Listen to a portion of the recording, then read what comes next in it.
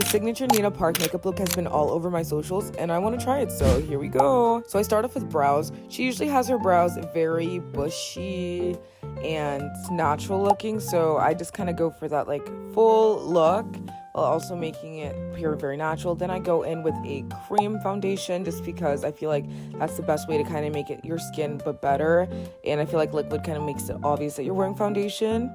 I use a buffing brush to blend to make it look seamless, and then I go in with concealer on the lids just for that eyeshadow base because it's not Nina Park without eyeshadow, and she has that kind of cool toned eyeshadow, so I use the Rare Beauty just to kind of lock in my brows, and then I'm going to go into Makeup by Mario's palette to kind of give that earthy, natural, yet cool toned eyeshadow. I kind of play with colors and what looks best on me, kind of giving that natural lid. See a lot of highlighter on her looks as well, so I use some ColourPop highlighter on my inner corner and brow bone. Then I go in with a bronzer slash contour. You just kind of make sure it's like whole tone so that you can really get those shadows, because she has a lot of shadows in her makeup looks and you want to make sure you blend nicely but not overblend where you don't see it. Then I'm going to go in with a berry pink blush just because those are the looks that I see that she mostly has, and it looks very natural, kind of like I'm blushing from within, which I really like. And then I just go in with my concealer because I forgot to do concealer.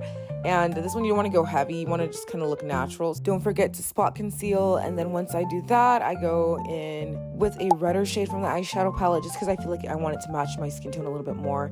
And then I go in with the lips. So her lips are very specific, so I kind of outline it with a brush with both of my lip liner and my lipstick, and then I use the actual product on its own just to kind of give it that overlined airbrush texture look. And then I go in with a pressed powder that matches my skin tone. That gives me that natural look while also making me appear matte, except for the added highlighter. And then I set my concealer with a pressed powder. Notice how I use a brush for both of them and not a powder puff.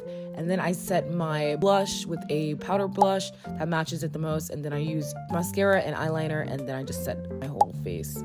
And yeah, this is it. I think I nailed it. It looks very natural and matte. The lips and shadow definitely make the look. Let me know what you guys think, and I'll see you in the next one. Bye.